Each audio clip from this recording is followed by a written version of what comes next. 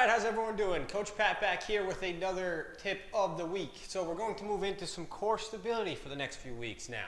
So as we talk about the golf swing, we have lots of different forces that are enacted on the body during the swing. So we're going to have to work on our core stability in different planes of motion.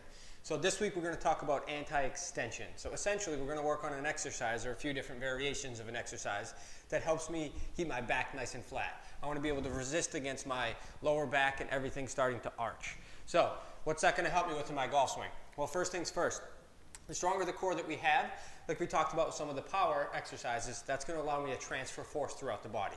It's also going to help my lower back stay feeling good and my body feeling good overall. So if we have low back pain, a lot of times if we build up some core stability, our core can take over a little bit more of that work and we don't put as much stress on our lower back as we play golf. So it'll help us feel better. And then lastly, core stability is a big piece for us to be able to access some of our mobility. Lots of the athletes that we have coming through the door, they might have some great range of motion on their shoulder, for example, on the table, but when I put them in a golf posture and their body is required to stabilize from this position, they might lose some of the access to that range of motion that they have. So stability in the core will allow them to utilize that mobility that they have in different parts of their body.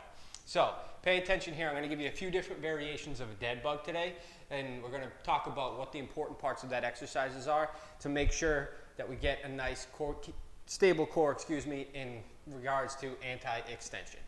All right, so we're going to go from the hardest to easiest on the variations here of the dead bug. So the first one we're going to show is a plate reach dead bug.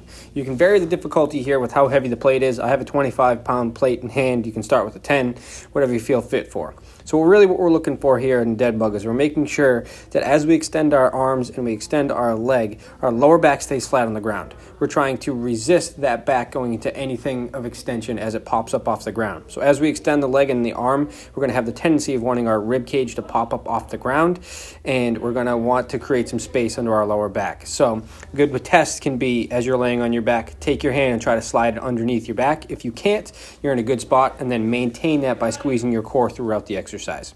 Next variation will be with a physio ball. So if we don't feel comfortable lifting a weight up overhead, we can have a physio ball squeezed between hand and knee of the non-working arm and leg, or non-extending, I should say. And the harder you squeeze that ball, the more you're going to feel activation of your core.